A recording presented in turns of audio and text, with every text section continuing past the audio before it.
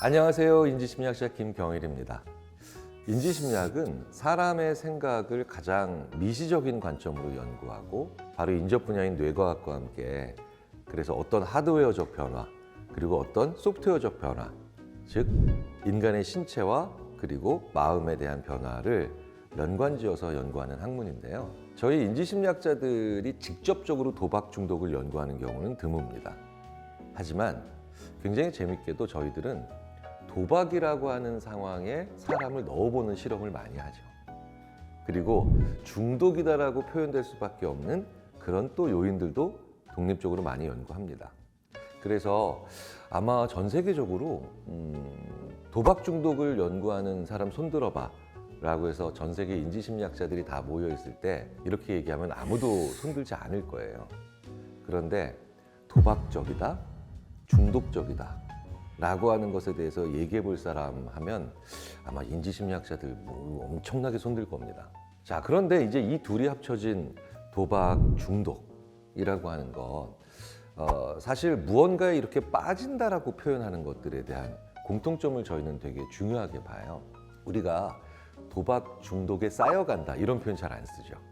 그러니까 중독은 되게 만성적으로 일어나는 과정인데도 빠진다고 표현을 해요. 그런데요, 저희 인지심리학자들이 언어를 분석하면 거의 모든 언어에서 빠진다라고 표현할 때 되게 좋은 의미도 있습니다.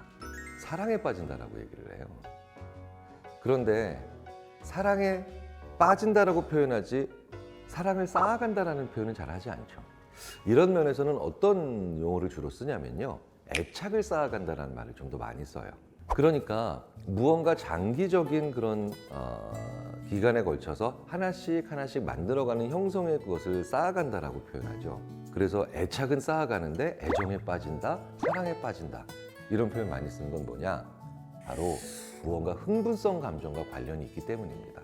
사실 도박 중독이라고 하면 도박 중독에 빠져버렸다고 표현하지만 중독은 오히려 애착처럼 쌓아가는 감정이나 아니면 어떻게 만성적인 것이 계속 진행되면서 일어나는 현상을 표현하는데도 오히려 도박 중독에 빠진다라고 표현하는 것을 우리가 일반적으로 쓰는 이유는 무언가 도박과 관련된 건 흥분성과 관련이 있구나라는 것과 깊은 연관이 있을 것 같다는 거예요. 사실 우리가 하고 있는 많은 재밌는 놀이들이나 아니면 많은 게임들도 사실은 도박과의 경계에서 모호할 수 있는 여지들은 꽤 있습니다. 하지만 분명한 건 흥분성과는 관련이 있다는 거죠. 굉장히 사람들이 재미있게도 사랑에 빠진다라고 하는 것, 도박에 빠진다고 하는 것, 어떤 무엇인가에 빠진다고 하는 건 내 의지와 노력과는 크게 관련이 없다라는 걸 전제로 하고 있습니다. 그러니까 내 의지와 노력과 무관하게 흥분성이 있는 것이 이제 점점 도박과 관련된 혹은 사랑과 관련된 단어들에 빠진다는 것과 연관이 될 수 있다는 거예요. 자, 그렇다면 무엇인가가 도박적으로 변하면 그래서 노력하지 않게 되겠죠. 마치 학교에 등교해서 짠 하고 누르면 슬롯머신처럼 점수가 빠바박 하고 나오면 노력할 필요 없는 것처럼요. 그렇기 때문에 그 반대의 것들을 한번 생각해 보면 도박 중독에 빠지는 분들 혹은 도박으로 인해서 만성적으로 힘든 분들의 특징들을 좀 알아볼 수는 있다는 거예요. 일단 여기서 되게 중요한 전제는 한 사람의 강점이 그 사람의 약점과 바로 직결되고요. 그리고 어떤 사람의 역량이 그 사람의 취약점과 바로 깊은 연관이 있다는 겁니다. 그래서 저희 심리학자들이 이런 얘기 많이 하죠. 한 시기에 그 사람을 성장시키는 원동력이 다른 국면에서 그 사람의 성장을 발목 붙잡는 경우도 많다. 제 주위에 유난히 도박을 좋아하는 친구들, 사실은 그렇게 학력 차이도 없습니다.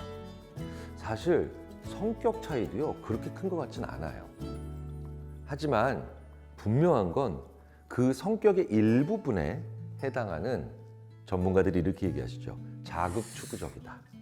저는 그냥 일상적으로 이렇게 표현해요. 지면 집에 가서 잠 못 자는 친구들. 내가 원하는 결과가 안 나오면 막 정말 참지를 못할 정도로 막 분에 떠는 친구들. 이런 친구들은 대부분 일종의 역량과 함께 어두움이 보이죠. 자, 제가 이 말씀을 왜 드리냐면 도박 중독에 빠지는 분들이 못난 분들이 아니라는 거예요. 못난 결과를 만드신 거죠. 그런데 그 못난 결과를 만드실 수밖에 없는 굉장히 많은 그 전의 원인이 그 사람의 역량이나 장점에 기인할 수 있다는 겁니다. 그게 바로 뭐냐? 승부사적 기질, 지고는 못 사는 성격, 그런 것들이에요. 자, 그래서 어떤 사람이 도박 중독에 빠지는 거야? 우리가 얘기할 때요, 도박 자체에만 너무 집중하지 말고요, 항상 이 도박 중독이라고 하는 현상을 보면서 우리 모두가 내 삶에서 나의 역량이 어떤 무언가에 대해서 부적응적인 모습을 보일 수 있게 만든다는 겸허함을 가져야 된다는 거예요.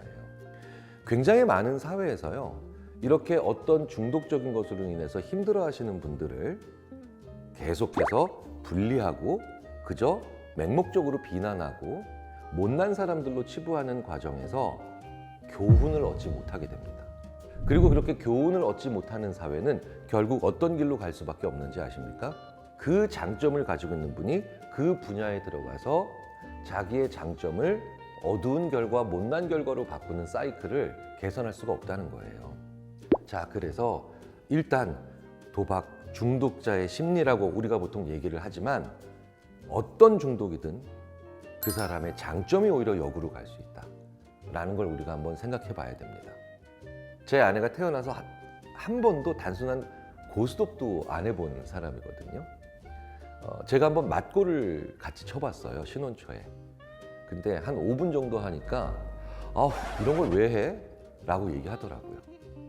그런데 제 아내는 그렇게 자극적인 것을 추구하거나 아니면 굉장히 승부사적인 기질들이 강하지 않기 때문에 그렇죠. 상대적으로 그런 게 강한 분들은 그렇기 때문에 어떤 일을 해나감에 있어서 상당히 긴 시간을 버텨낼 수 있는 장점이 있습니다.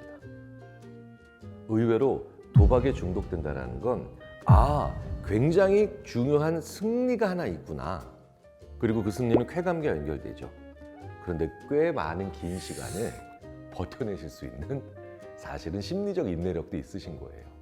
그래서 제 아내는 두 번, 세 번, 네 번 했는데도 당첨 금액이 안 나오는데 이 슬롯 머신을 왜 해?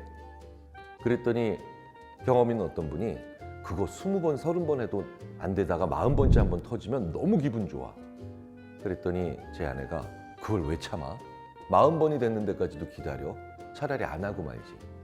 사람의 종류는 굉장히 다양하죠. 그런데요, 그만큼 30번, 40번, 50번이 될 때까지도 그 쾌감이 기억이 나고 그 쾌감을 생각할 수 있을 정도로 무언가 오래 기다릴 수 있는 사람들이 오히려 도박을 하는 경우도 많습니다. 그러니까 우리가 자극 추구형이라고 하잖아요. 자극 추구형이라고 하면 굉장히 자극적이기 때문에 못 기다린다, 참을성 없다라고 이렇게 섣불리 결론을 내리면 안 된다는 거예요. 굉장히 많은 도박 중독자분들 중에 꽤 최근까지도 사업적으로 성공한 분들이 많죠. 그래서 우리는 이런 에피소드를 많이 보잖아요. 중소기업 대표님으로 큰돈 버셨는데 그 큰돈 버신 분이 이렇게 허망하게 수십억을 도박장에서 날렸다. 우리가 아주 전형적으로 보는 패턴이죠. 그러면 그분은 중소기업 대표로 그 사업을 일구는 기간 동안 그 수십억을 벌 수 있을 정도로 참을성 있게 기다리셨고 끈질기게 노력하셨다는 분들이에요. 그런데 그분이 갑자기 어느 날 갑자기 성격이 완전히 개조돼서 도박 중독으로 이어진 게 아니라는 거죠. 같은 사람이죠. 결국은 뭐냐? 그분이 그 중소기업을 일구실 때면서 그 긴 시간 동안 버텨내신 분이라는 건 굉장히 많이 참을성 있게 기다리면서 근면성실하셨다는 분이죠. 그런데 그게 도박으로 전이 된 것뿐이에요. 자, 그렇다면 그분의 장점이 지금 아주 못난 결과를 만들고 있다. 정확히 이해가 되시죠? 그럼 이거를 매개하는 가장 중요한 핵심은 뭐냐는 거예요. 굉장히 엉뚱해 보일 수도 있지만 가장 본질적인 핵심은요, 이분의 인생에서 행복의 빈도가 떨어졌기 때문입니다. 연세대학교 심리학과의 서운득 교수님 같은 행복 연구의 대가들은요, 항상 이렇게 얘기하죠. 행복은 크기보다 빈도가 훨씬 더 중요하다. 참 정확한 말입니다. 1년에 100점짜리 행복 한 번 경험하는 사람보다 10점짜리 행복을 10번 경험하는 사람이 훨씬 더 적응적이고요. 그리고 단단해지며 그리고 더 좋은 것을 추구하지 나쁜 것에 매력 느끼는 그런 일들을 잘 피해 다녀요. 신영철 박사님도 굉장히 중요한 얘기를 하셨죠. 그분은 결국 예전에 일도 도박처럼 하셨을 것이다. 터질 때까지 기다리자. 나올 때까지 기다리자. 이 마음이 전이 된 것뿐이에요. 무일푼인 분들이 도박을 하러 가지 않잖아요. 많은 경우에 들어갈 때 멀쩡하던 분들이 왜 거기서 나올 때 이렇게 망가져서 나오느냐? 들어갈 때까지 멀쩡했으니 들어갈 때 멀쩡해 보일 만한 뭔가가 있는데 그게 바로 그분이 이룬 성과만 봐서 그렇습니다. 이런 전반적인 삶, 일과 도박, 그 인생의 10년, 20년을 보면 대부분 행복감의 빈도가 떨어져 있어요. 제가 이렇게 말씀드렸죠. 행복의 크기보다 빈도가 훨씬 더 중요하다. 그런데 뒤집어서 말씀드리자면 그래서 행복의 빈도가 떨어지는 분들은요. 행복의 크기에 되게 집착하세요. 그래서 끊임없이 도박에 지루함을 견디고 그 큰 결과에 인내력을 발휘하는 겁니다. 그래서 평상시에 크지 않더라도 자주 행복하셔야 돼요. 그래서 나를 기분 좋게 만들거나 약간 정도 행복하게 만드는 것들의 리스트를 많이 알고 계셔야 돼요. 실제로 외국 연구에 이런 것도 있습니다. 만성적인 도박 중독자들은 좋아하는 음식의 종류가 단편적이다. 그리고 어떤 사람을 만나도 즐겁게 대화할 수 있는 능력이 떨어지더라. 그런데 이런 거 후천적인 거지 선천적인 거 아니잖아요. 왜겠어요? 일을 너무 도박처럼 하신 거예요. 오히려 이런 인생이 의외로 되게 도박에 위험하고 취약할 수 있습니다. 자, 그렇다면 우리 모두가 한번 생각해 봐야 될 게 있죠.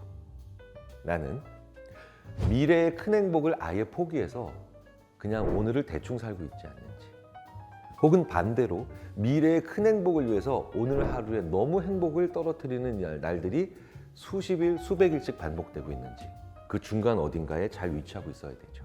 그래서 모든 심리학자들이 행복을 목표가 아니라 도구라고 하는 겁니다. 왜 사세요? 라는 이 질문에 모든 행복 심리학자들이 이렇게 대답합니다. 행복하려고요. 땡 틀렸다는 거예요. 사시려면 행복해야 된다는 거예요. 버티시려면 행복해야 된다는 거예요. 자, 이 얘기는 긴 인생을 살아가야 되는 우리 인생은 절대 인생 자체가 도박적일 수가 없다는 겁니다. 행복이라는 연료를 조금씩 넣어서 50km 가고, 또 조금 좀 넣어서 한 150km 가고, 이번엔 좀 그래도 엄청 큰 건 아니지만 어느 정도 더 넣어서 한 300-400km 가고, 또 떨어지면 50km 가고, 행복이라는 연료를 넣어서 이렇게 조금씩 가는데 가야 될 거리가 수십만 킬로라는 거죠.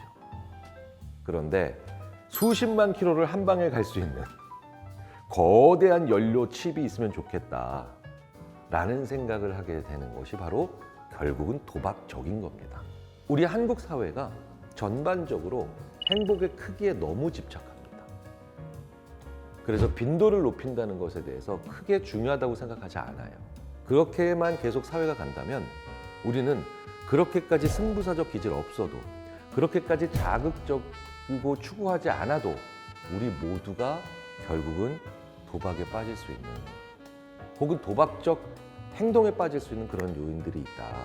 한 번쯤 우리가 생각해보고 이 도박 중독이라는 문제를 통해서 우리 사회와 우리의 삶 전체에 대한 한번 겸허한 생각을 해보는 게 어떨까 싶습니다.